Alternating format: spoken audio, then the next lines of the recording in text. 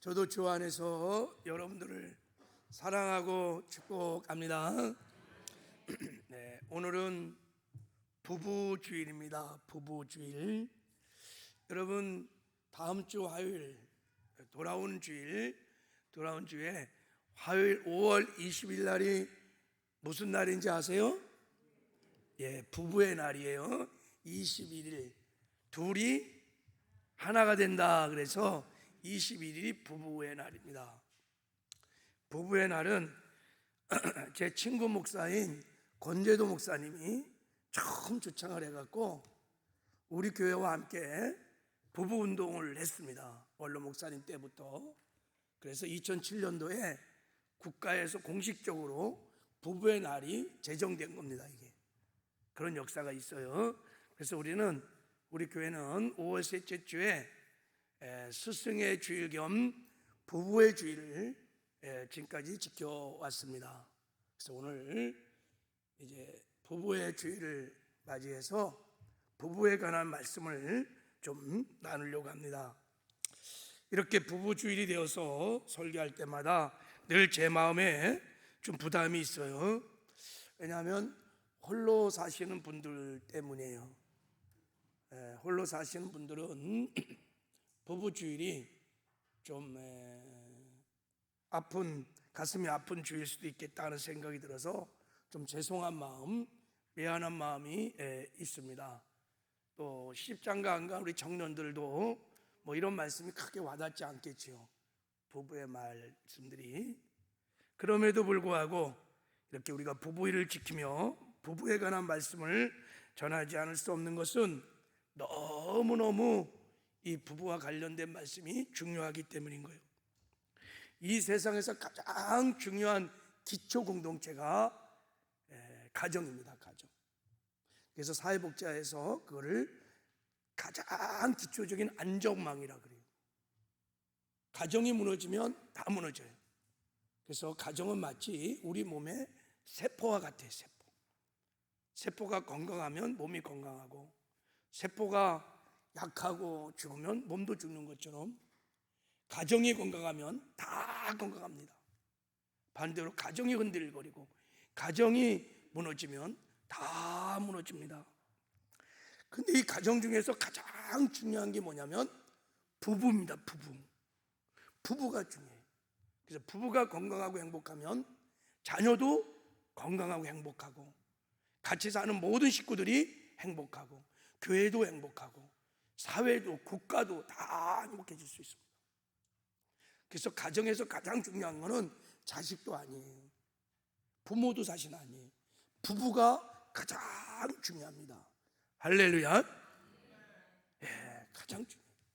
이렇게 너무너무 중요한 이 부부가 요즘은 굉장히 큰 위기 가운데 흔들리고 깨어지고 너무 큰 위기 가운데 있습니다.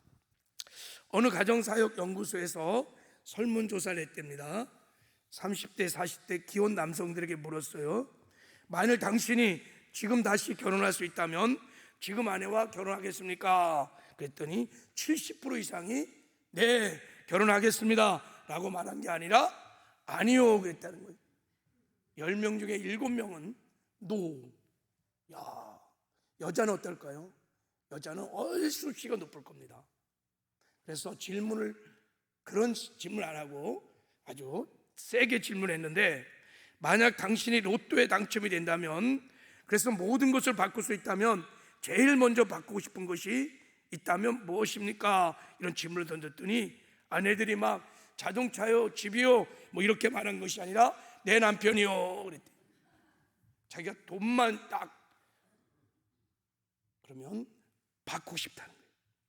만약에 이 설문조사가 실제라면 지금 현대 부부들은 적과의 동침을 사실은 하고 있는 거예요.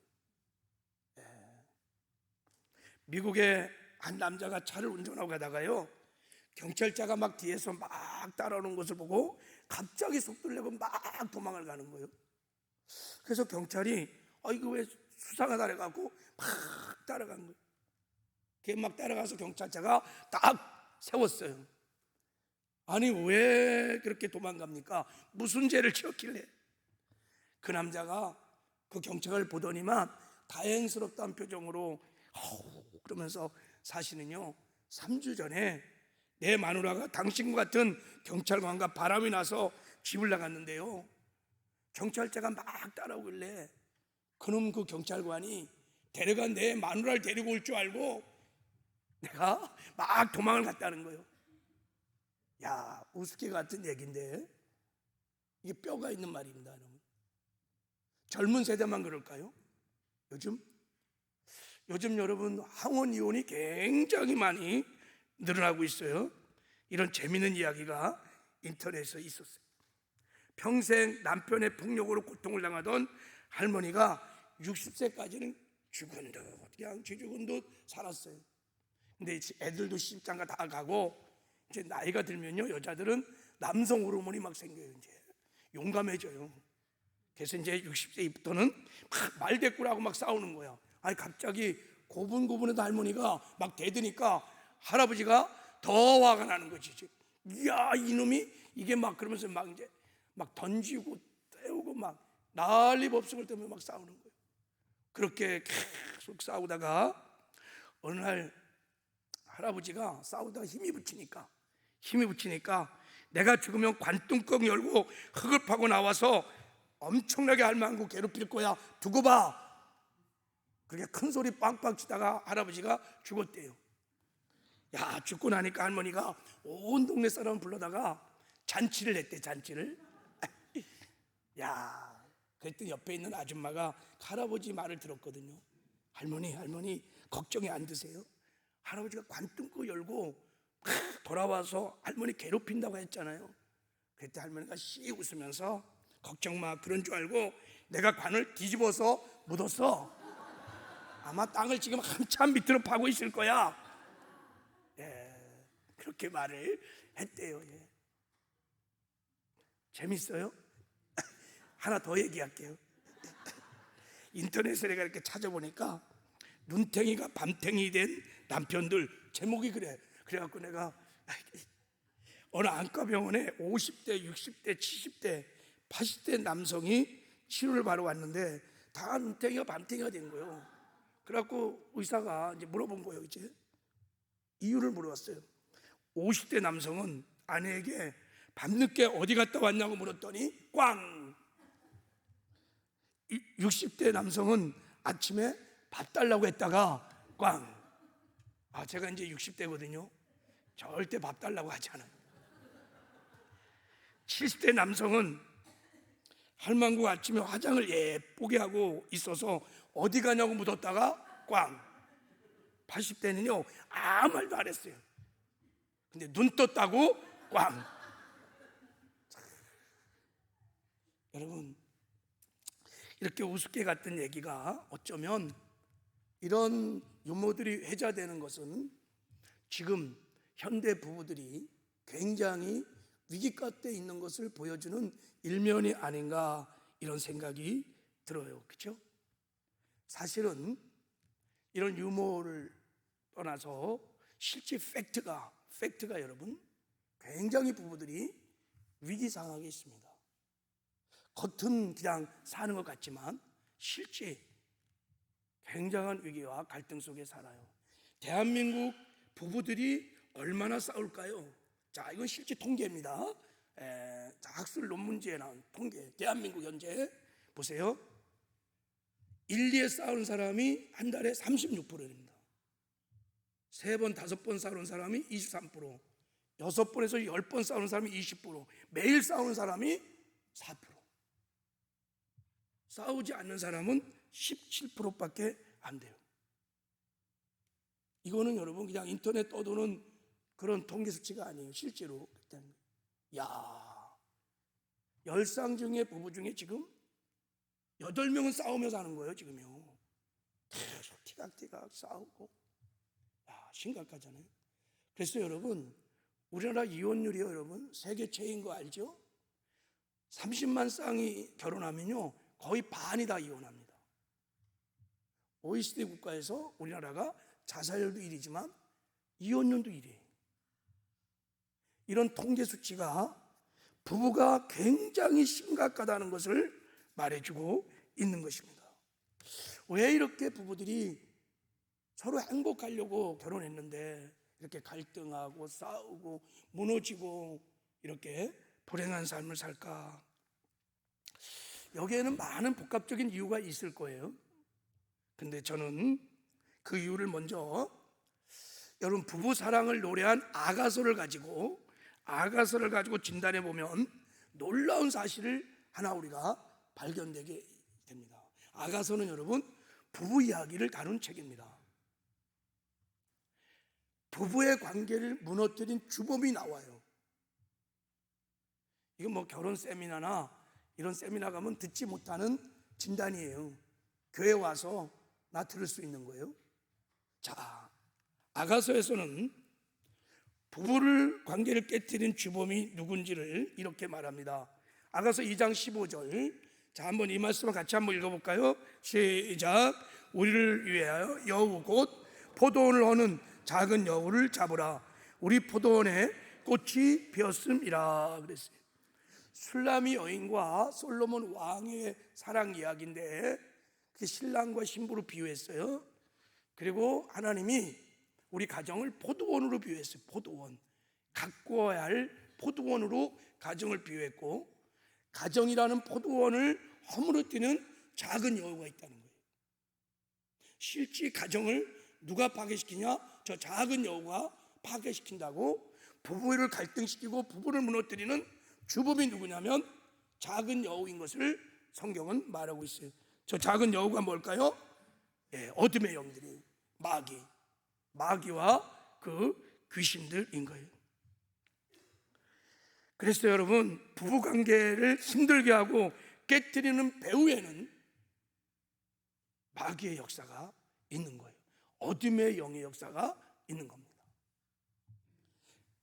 부부 문제를 전문으로 다루던 어느 목사님이 성도들에게 물었어요. 여러분 남편과 아내가 싸우면 누가 이길까요? 그랬더니 어떤 분은 남편이 이겨요, 아내가 이겨요, 아니면 뭐 다 져요, 뭐 등등 막 그럴 때 이 목사님이 이렇게 말했어요. 다 틀렸습니다.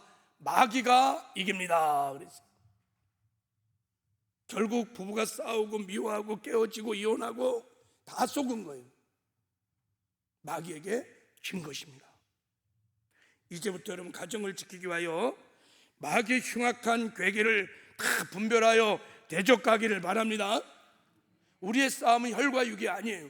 정사와 권세와 세상의 어둠의 주관자들, 악한 영들, 마귀와 귀신의 싸움이라고 말해요. 그러니까 절대 이제는 남편하고 싸우지 마세요. 아내하고 싸우지 마세요. 요즘은 얼마나 많이 싸우는지 몰라요. 둘이 싸우다가 안 되니까 법정까지 가서 막 끝까지 빗어지게 싸워요. 여러분 우리 그리스도인들은 혈과 육과의 싸움이 아닙니다.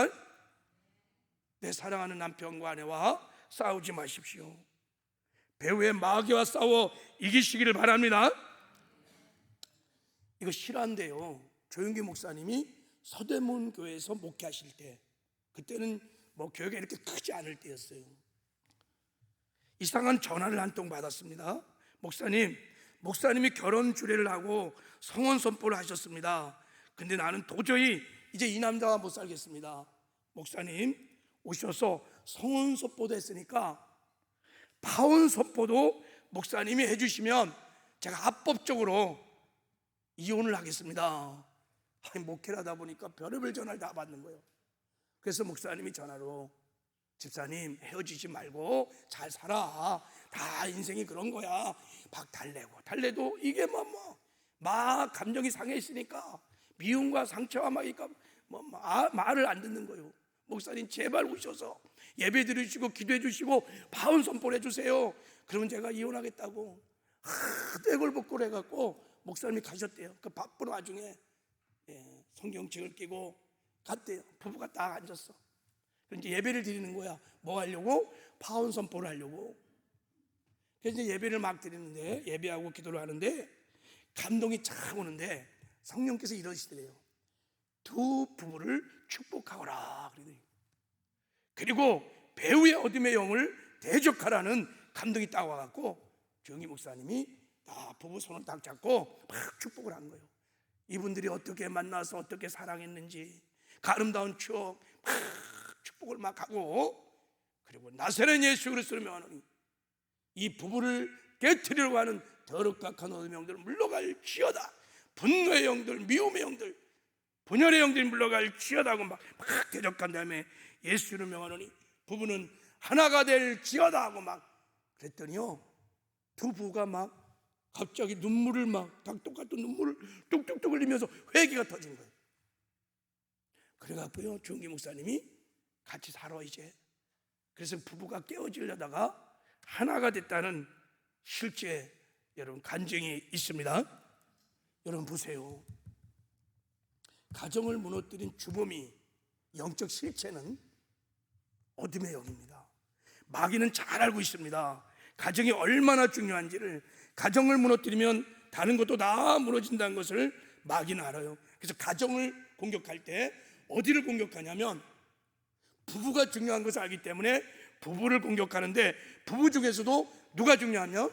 누가 중요할까요? 남편이 중요해요. 아버지가 중요해요. 하나님께서 가정의 머리로 남편을 세웠기 때문에 마귀는 아버지를 무너뜨리면 부부가 다 깨지고, 부부가 깨지면 가정이 깨지고, 자녀가 다 깨지고, 사회 전체가 흔들거린다는 것을 잘 알기 때문에 남편들을 주 타겟으로 공격합니다. 남편들의 무례한 행동들, 외도들, 바람피고 뭐 구타, 하여간 남편들의 그 연약함들을 통해서 공격을 해서 부부를, 가정을 깨트리는 거예요. 그러므로 여러분, 가정을 세우려면 하나님이 가정의 머리로 세운 아버지, 남편을 먼저 믿음으로 세워야 합니다. 그래서 하나님께서 아내에게 믿음으로 남편을 세우라고 돕는 배필을 세우신 것입니다. 그리고 아내들은 남편을 위해서 기도하고, 그리고 여러분, 배후의 역사는 어둠의 악한 것들을 분별하여 대적하시길 바랍니다. 이런 말씀은 교회에 와서나 듣는 거예요. 세상 결혼 세미나에서는 이런 진단 안 해요. 근데 성경은 분명히 가정을 깨뜨리는, 부부를 깨뜨리는 작은 여우가 있다는 거예요. 미움의 영, 분노의 영으로 가정을 다 박살내는 거예요. 그래서 얼마나 많은 가정들이 깨어졌는지 몰라요. 남편과 싸우고 아내와 싸우면서. 이제 여러분 영적 실체를 알았으면 절대 여러분 남편과 아내와 싸우지 말고 배후의 역사는 어둠의 악한 것과 싸우시기를 바랍니다. 그리고 여러분, 여기서 여우를 작은 여우라고 표현했어요. 왜 그랬을까요? 이것은 부부싸움이라는 것이, 부부가 여러분 무너지는 것이 큰 문제가 아니에요. 막 부부들이 싸울 때 여러분 인류의 종말이 언제 올까, 통일이 어떻게 될까, 우리 교회가 어떻게 될까, 이런 거 가지고 싸우지 않아요. 작은 사소한, 극히 사소한 문제 가지고 그 문제가 쌓여서 이렇게 터져갖고 싸우는 거예요. 여러분, 직장 상사에게 꾸중을 들어 마음이 불편한 새 신랑이 있었습니다. 퇴근한 신랑이 밥상을 받아 첫 숟갈을 딱 드는데 그만 돌을 씹은 거예요. 돌을. 그러니까 신랑이 버럭 화를 내면서 도대체 정신을 어디다 두고 간 거야, 밥도 못해. 그러니까 이 신부가 그 말을 탁 듣는 순간에 맞불 전쟁으로 그냥 취급한 거예요. 그럴 수도 있지, 남자가 쫀쫀하게 그것 때문에 화를 내? 그러니까 이 남자가 또 열을 받아갖고, 아니 이게 잘못됐으면 사과를 해야지, 뱀 말됐고야. 그때 그 여자가 입을 삐죽삐죽 하면서 밴댕이 소갈머리 같은 사람. 그러니까 남자가요, 그 소리를 들으면 진짜 뚜껑이 열려서 발로요 밥상을 빵 하고 쳤대요. 그러니까 이 신부가 그런 남편 처음 보잖아요. 그러니까 막 눈물이 꽉 쏟아지면서 마음에 막 상처를 받고 주체 없어갖고 막 보따리를 막 싸면서, 우리 완전히 실패한 결혼이야, 내가 이런 대접 받으려고 결혼한 것 아니야. 그리고 집을 싸갖고 집을 나갔대요. 결혼한 신혼부부가요 이혼을 했대요. 모래알 같은 작은 돌 하나가 때문에 마귀가 이 빌미를 가지고 가정을 사실 무너뜨린 거예요. 그리고 미움이 올 때, 상처가 올 때, 분노가 올 때 다 용서하고 사랑하고 용납하고 불쌍히 여기고 그렇게 대처했어야 되는데 그렇게 대처하는 법을 모르는 거예요. 이기는 법을 모르니까 다 쏘가갖고 무너진 것입니다. 여러분 가정에서 작은 여우를 다 몰아내시기를 바랍니다. 서로의 마음을 상하게 한 작은 문제를 소리 여기면 안 돼요. 그리고 그렇게 문제가 생길 때마다 서로 불쌍히 여기고 덮어주고 용서를 구하고 용서하고 사랑하고 이기시길 바랍니다. 그리고 배후의 역사는 어둠의 역들을 대적하십시오. 서로가 우리가 만들어가는 과정이기 때문에 부부싸움이 있을 수 있습니다. 근데 그것을 잘 대처만 하면 우리가 넉넉하게 이기고 아름다운 행복한 가정을 이룰 줄을 믿습니다.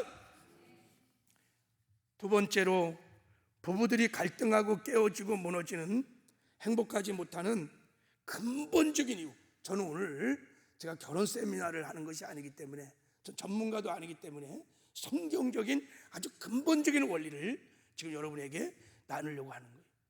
그것은 결혼 생활의 목적이 잘못되게, 첫 단추가 잘못됐기 때문에 대부분 불행한 부부들의 결혼 생활의 목적이 뭐냐면 자기 행복이에요. 내가 만족하고 내가 기쁘고 내가 행복한 것이 결혼의 목적이었고 그래서 결혼한 거예요. 결혼한 이후에도 나의 행복을 위해서 배우자와 함께 사는 거예요. 만약에 결혼의 목적이 지금 내 남편과 아내와 사는 목적이 내 심령 깊은 곳에서 나의 행복이라고 하면 그 부부는 행복하지 않을 거예요. 만족감이 없어요. 불행할 겁니다. 부부가 행복하려면 자기 배우자를 기쁘게 하고 자기 배우자를 행복하게 하는데 목적을 두셔야 합니다. 자, 성경은 그래서 이렇게 말해요. 자, 전도서 9장 9절에 보면요, 내 헛된 평생의 모든 날 곧 하나님이 해 아래에서 내게 주신 모든 헛된 날에 내가 사랑하는 아내와 함께 즐겁게 살지어다. 그것이 내가 평생에 해 아래에서 수고하 얻은 내 목이니라 그랬어요. 내 사랑하는 아내와 즐겁게 살지어다. 아내와 함께, 함께가 중요해요. 함께 즐겁게 살지어다. 여러분, 이 말씀은 남편에게만 한 말씀이 아니라 성경은 소설처럼 말씀을 확대하는 것이 압축적으로 써요. 그러니까 쌍이 있을 때는 한쪽만 얘기해. 그러니까 저 말은 동시에 내 사랑하는 아내와 함께 즐겁게 살지어다, 이 말은 내 사랑하는 남편과 함께 즐겁게 살지어다, 이런 뜻을 갖고 있어요. 어떻게 여러분 아내와 남편과 함께 즐겁게 살 수 있을까요? 신명기 24장 5절에 이렇게 말했어요. 자, 우리 한번 이 말씀 한번 읽어볼게요. 시작. 사람이 새로이 아내를 맞이하였으면 그를 군대로 내보내지 말 것이요 아무 직무도 그에게 맡기지 말 것이며 그는 1년 동안 한가하게 집에 있으면서 그가 맞이한 아내를 즐겁게 할지니라. 그가 맞이한 아내를, 남편을 즐겁게 하라. 아내를 행복하게 하라. 남편을 행복하게 하라는 거예요. 할렐루야. 여러분, 이 설교를 듣고 막 옆구리 남편 꽉꽉 치면서 봤지? 우리 목사님이 나 사랑하라고 이건 동시에 말하는 거예요. 아내를 행복하게 하고 남편을 행복하게 하라는 것입니다. 내가 저 사람 때문에 내가 기뻐해야 하고 내가 행복해야 하고 이런 의도로 부부 생활을 하면 절대 행복할 수 없습니다. 부부는 여러분 이 목적을 잘 이해하셔야 합니다. 상대방을 즐겁게 하는데, 상대방을 행복하게 하는데 목적을 두고 살면 행복하게 될 것입니다. 결과적으로 가면 나도 행복하고 자기도 행복하고 다 행복할 수 있어요. 나의 행복을 위해서만 살면, 나의 유익을 위해서, 나의 편리함과 나의 기쁨을 위해 살면 여러분 자기가 기쁠 것 같은데 아니에요. 하나님 말씀대로 배우자의 행복을 위해서 살아야 돼요. 그럼 우리 모두가 다 행복해질 수 있습니다. 요즘 대부분 사람들이 결혼을 했어요. 어떤 마음을 가지냐면 저 여자 때문에 내가 인정받고 내가 즐겁고 행복하기를 원해요. 저 남자 때문에 내가 인정받고 행복하기를 원해요. 그래서 결혼하는 거예요. 여러분, 결혼할 때 그래서 왜 조건을 봅니까?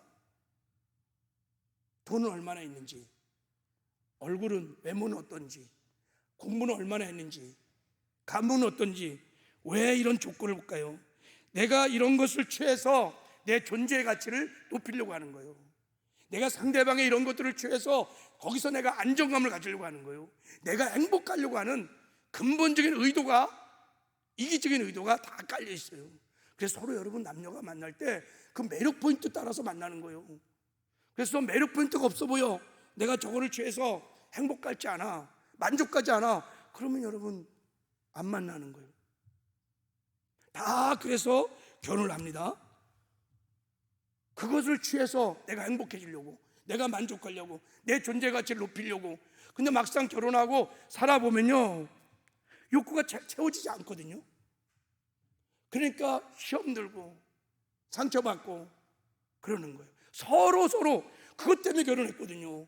나가 행복하려고, 내가 만족을 느끼려고, 행복하려고 그러는데, 그러니까 이게 안 맞는 거예요.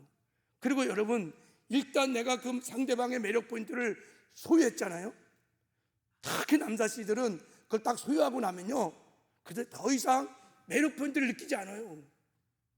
여자가 가져있던 미모, 성, 섹스, 이게 얼마나 오래 가겠어요? 한번 취하고 나면요, 남자는 특히 식상해요.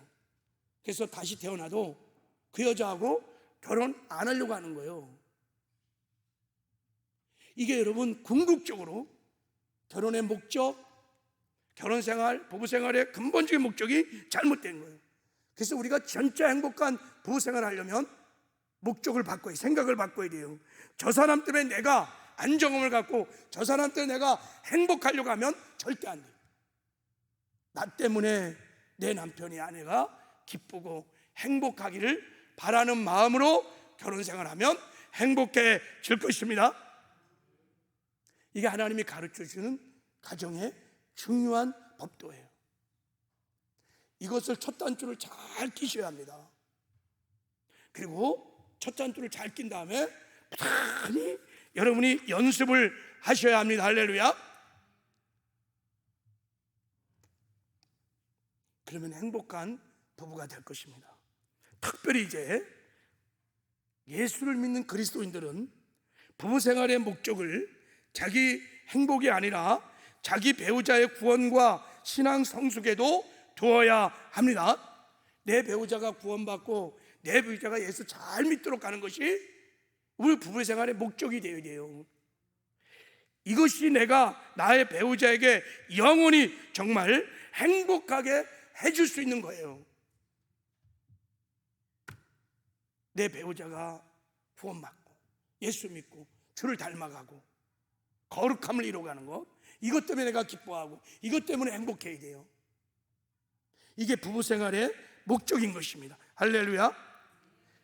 사랑하는 남편이 나 만나서 구원받고 예수를 닮아가는 거예요. 죄륜에 파괴했던 하나님의 존귀한 형상이 나 때문에 회복되기 시작하는 거예요. 이게 결혼의 목적이에요. 가정을 하나님이 허락하신 목적입니다. 보세요.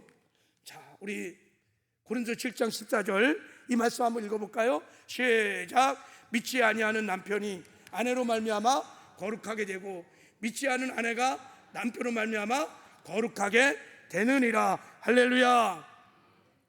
이것 때문에 하나님께서 가정을 만든 거예요. 부부를 서로 만나서 살게 하시는 거예요.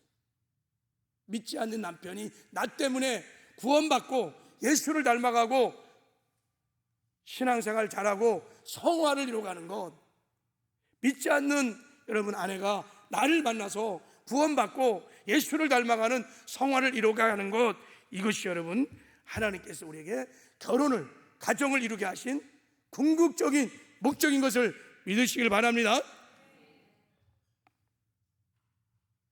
여기에 눈이 열려야 돼요.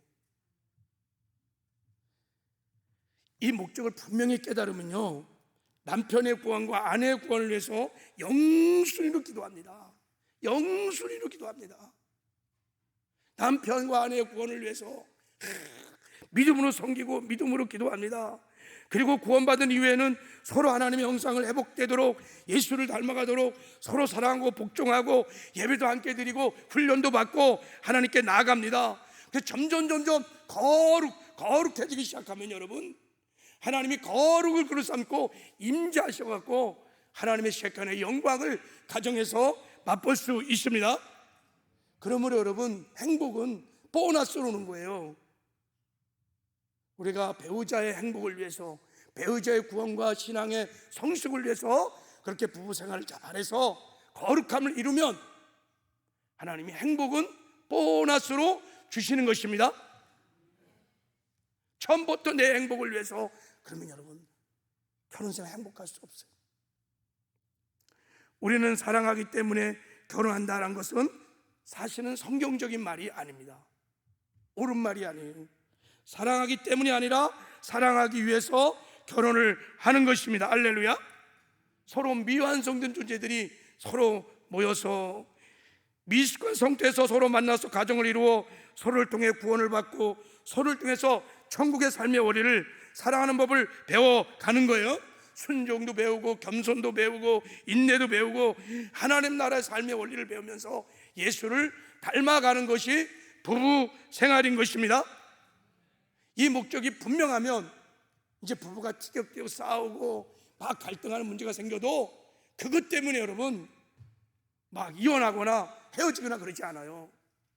수업료를 대가를 지불해야 돼요. 거친 두 돌이 만나갖고 함께 살려고 해보세요. 당연히 싸우는 거예요. 저희들도 많이 싸웠어요. 서로 부딪히면서 대가를 지불하면서 서로 예수를 닮아가는 거예요. 점점 거룩해지면 여러분 정말 행복해요. 저는요, 이해하세요? 저는 신혼 때보다 지금이 우리 사모하고 사는 게 너무 행복해요. 우리도 많이 싸웠지만 아내와 제가요, 신혼 때보다 지금은 굉장히 많이 성화됐기 때문인 거예요. 변화됐기 때문인 거예요. 그래서 행복해요. 처음엔 저도 우리 사모의 예쁜 얼굴과 옛날엔 날씬했어요. 짤뚝짤뚝 날씬했는데 지금은 그런 매력 포인트 없어요. 그렇지만 우리가 주를 닮아가면서 거룩함을 이루니까 하나님의 임재가 가득하고 너무 행복해요. 할렐루야. 부부 생활의 목적을 분명히 하셔야 돼요. 그러면 행복한 부부 생활을 이루게 될 줄을 믿습니다. 우리 옆 사람에게 한번 축복해요. 나의 행복이 아니라 배우자의 행복을 위해서 삽시다. 한번 축복해봐요.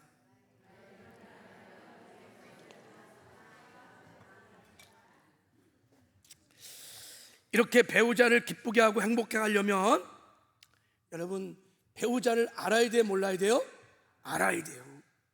배우자의 취향, 심리, 욕구, 체질을 잘 알아야 돼요. 모르면, 무식하면, 무지하면 싸우는 거예요.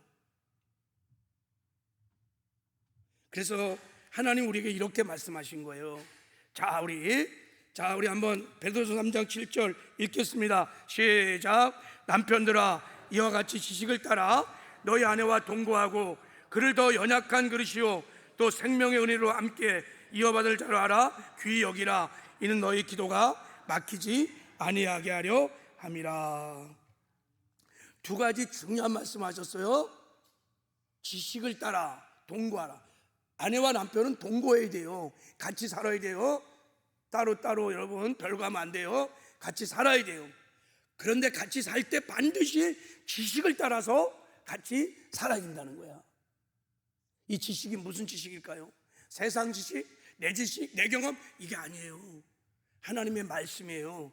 하나님이 가정을 만드신 목적, 부부의 목적, 이런 가정에 관한 지식, 남편이 가정에서의 역할, 아내가 가정에서의 역할, 이런 지식, 남자, 여자, 하나님이 창조한 인간의 남자의 체질, 여자의 체질, 남자 여자의 성적 차이, 이런 모든 지식을 말하는 거예요.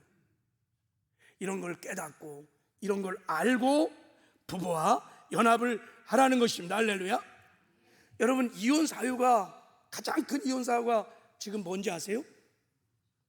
성격 차이예요. 성격 차이. 그게 50%가 넘어요. 여러분, 그건 이혼 사유가 성경적으로 보면 안 돼요. 사실은 성격 차이가 아니라 남녀라는 성적 차이를 모르는 거예요. 하나님이 창조한 여성, 남성은 여러분 다릅니다. 같지 않아요. 그 다름이 틀림이 아니에요. 근데 모르는 거예요. 너무 무지하니까 막 함부로 대하는 거예요. 그래서 여러분, 우리가 정말 부부의 행복을 위해서, 부부의 구원과 신앙 성장을 위해서 부부 생활을 하기 원한다면, 여러분, 하나님도 알고 남편, 아내, 배우자를 알아가야 합니다. 성경에서 말하는 남자, 여자, 아내, 남편, 가정, 이걸 알아가셔야 돼요. 그리고 지식을 따라서 부부 생활하면 행복한 부부가 될 줄을 믿습니다. 그래서 여러분, 우리가 아내가 남편이 반하는 다 기대 심리가 있어요. 제가 성경 세미나가 아니기 때문에 가장 중요한 거 한 가지 있지만 좀 한번 잠깐 볼게요. 자, 아내가 바라는 아내에게 바라는 남편의 기대 심리가 있어요. 한번 읽어볼게요. 시작. 남편은 아내에게 인정받고 존중받기를 기대합니다. 남편을 여러분 행복하게 하려면, 남편을 구원시켜서 그 신앙이 성장하게 하려면 이걸 잘 아셔야 돼. 남편은 아내에게 인정받고 존중받기를 기대합니다. 왜 그럴까요? 하나님이 남편을 머리로 세웠기 때문인 거예요. 그리고 하나님께서 오늘 본문 말씀에 사랑의 법도를 뭐라 그랬냐? 아내들이여 자기 남편에게 복종하기를 죽게 하듯 하라, 이렇게 말했어요. 그렇기 때문에 여러분, 남편들은요 태어날 때부터 본능적으로 아내로부터 인정받고 여러분 존중받기를 원합니다. 할렐루야. 그때 남편들은 안정감을 찾아요. 그때 행복을 느껴요. 반대로 막 아내가 막 남편 막 무시하고 길을 막 꺾어버리고 바가지 막 팍팍 꺾고, 그러면 남편은요 절대 행복하지 않아요. 안정감을 잃어버려요. 제가 결혼해서 우리 아내에게 늘 감사한 것은 우리 사모의 주특기 중에 하나가 뭐냐면 순종하는 거예요. 5만 원 가지고 결혼할 때 아멘하고 저 따라왔어요. 야, 5만 원 주고 결혼하는데. 직장 사직할 때 하나님의 뜻이라면 아멘하고 따라왔어요. 어린 딸 저 몽골로 보낼 때도 하나님의 뜻이라면 아멘하고 따라왔어요. 전 재산을 하나님께 드릴 때도 하나님의 뜻이라면 아멘하고 따라왔어요. 목회를 가면서 하나님의 뜻이라면 아멘하고 순종하고, 저는 거기서 굉장한 존중과 안정감을 찾았어요. 하나님은 남편을 그렇게 세웠어요. 남편을 여러분 고치는 배필이 아니라 정말 돕는 배필로 섬기시길 바랍니다. 어떤 사람이 결혼해서 우리 남편의 단점이 막 드러나니까 그걸 고치려고 남편 단점 고치기 5개년 계획 다 써 냉장고에 딱 붙여놓고 그때부터 막 훈련을 시키는 거예요. 막 바가지로 막 긁으니까 여러분 고쳐졌을까 안 고쳐졌을까요? 하나도 안 고쳐지고 5개년 계획 성취도 안 되고 이혼을 했어요. 남편 바가지 긁는다고요? 절대 안 고쳐져요. 지지하고 격려하고 세워지면 고쳐집니다. 할렐루야. 사랑하는 아내들이요, 제가 하나님 말씀에 의지해서 부탁합니다. 자기 남편을 존경하고 남편에게 순종하시기를 바랍니다. 야, 그래도 2부에는 좀 아멘을 하시네. 1부에는 전혀 아멘을 안 해. 내가 이해해. 마치 이런 설교하면요, 목사님 한번 살아보세요, 막 이런 표정이야. 막 목사님 한번 살아보세요. 웬만해서 제가 막 그래. 술 먹고 구타하고 무능력하고 이기적이고 어린애 같고 자기만 모르는 그런 불통, 이 왼수 같은, 어떻게 존경하고 순종해? 그러니까 목사님 살아보세요, 막 이런 표정이야. 그래도 이불은 양호하네요. 감사해요. 여러분, 안 돼요. 실질 여러분이 하려고 노력해도 안 돼요. 어떻게 그 왼수 같은 거시기를 여러분 존경하고 순종할 수 있겠어요? 안 돼요. 안 돼. 그렇게 하려고도 하지 마세요. 할 수도 없어요. 하나님이 그거 요구하지도 않으세요. 가정의 법들을 그래서 하나님께서 어떻게 주냐면 주 안에서 주신 것입니다. 이 말씀 한번 읽어보세요. 시작. 아내들아 남편에게 복종하라. 이는 주 안에서 마땅하느니라 그랬어요. 주 안에서 마땅하다는 거야. 무슨 말이에요? 주 안에서 너는 할 수 있다는 거예요. 네가 주 안에 살기만 하면 할 수 있다는 거예요. 주 안에 산다는 게 뭐예요? 나는 죽는 거예요. 내가 죽는 거예요. 가정에서 내 자존심, 여러분 내 성격 다 죽는 거예요. 내가 죽고 나를 통해서 예수님이 하시면 될 수 있다는 거예요. 할렐루야. 그러면 여러분 남편 존중할 수 있어요. 순종할 수 있어요. 나는 안 되지만 예수님은 할 수 있습니다. 그렇게 우리가 순종하면, 그렇게 존중하면 어떤 일이 나느냐, 이런 결과가 일어나요.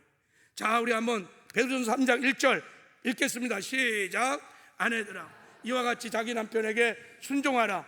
이는 혹 말씀을 순종하는 자라도 말로 말미암아 있지 않고 그 안에 행실로 말미암아 구원을 받게 하려 함이니라. 아내 도무지 순종할 수 없는 상황, 도무지 존경할 수 없는 상황에서 나는 죽어서 예수님을 통해서 존경하고 순종하는 모습을 통하여 하나님이 그 순종을 통하여 역사하여 남편을 구원시키고 남편을 성장시키고 하나님을 닮아가게 하는 하나님의 영광을 나타내신다는 거예요. 누가? 하나님이 하신다는 거예요. 너의 순종을 통해서. 그래서 우리 교회도 여러분 망나니 같은 남편들 다 섬기고 순종해서 장로님 만드시고 그런 우리 권사님들 많이 있어요. 여러분 주 안에서 순종함으로 행복한 부부가 되기를 주님의 이름으로 축복합니다. 이거하고 설교 끝나면 여자분들이 시험 들까봐 자 이제 우리 아내 거 잠깐 하나만 나눠놓을게요. 자, 남편에게 바라는 아내의 기대 심리도 있어요.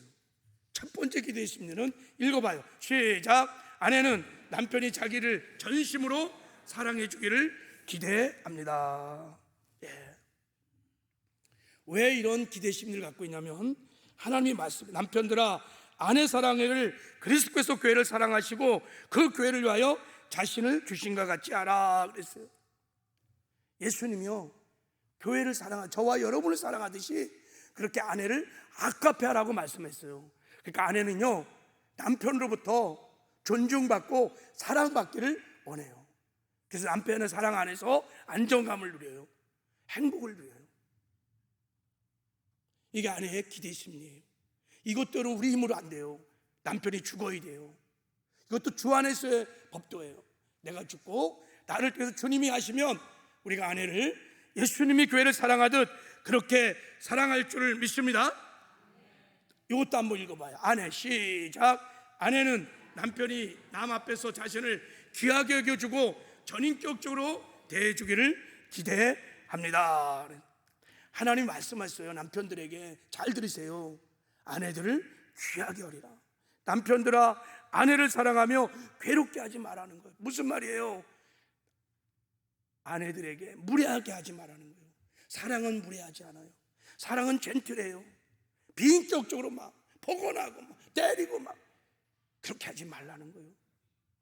그럼 아내는 너무너무 상처를 받아요.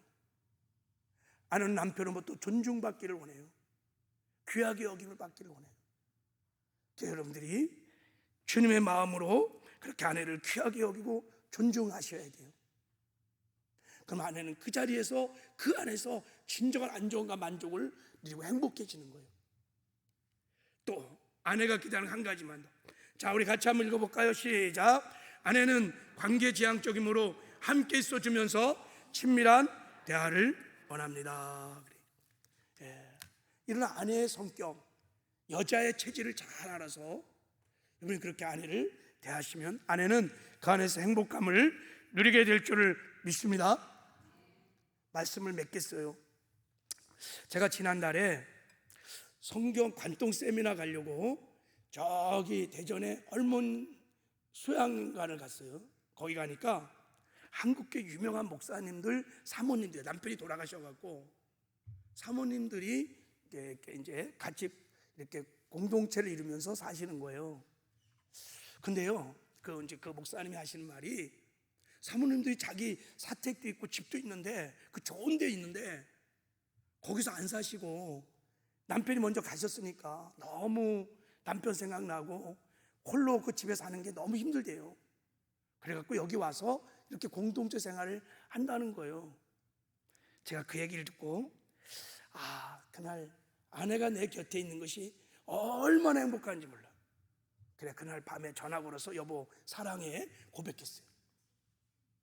여러분, 있을 때, 아내와 남편이 내 옆에 있을 때 잘 하시길 바랍니다. 시인 고은이 아내를 읽고 어느 산에 올라갔다가 쓴 시 한 편째 읽고 마치겠어요. 자, 이런 시를 썼어요. 자, 제가 한번 읽어볼게요. 어느 날 하루는 뒷산에 산책을 나갔더니 어디서 슬피 우는 소리 들리더라. 가까이 가보니 한 노파가 슬피 울고 있는데 영감 죽은 제삿날이라 한다. 영감 죽고 신세는 바뀌어 시골을 떠나 서울에 와 입주가정부가 되었건만 어젯밤 제사를 드리려 하나 주인 아줌마 눈치 보느라고 드리지 못하고 오늘은 특별 휴가를 맡아 나와서 아무도 없는 산속에 와서 차릴 음식 없이 눈물로 제사를 드리고 있다고 하더라.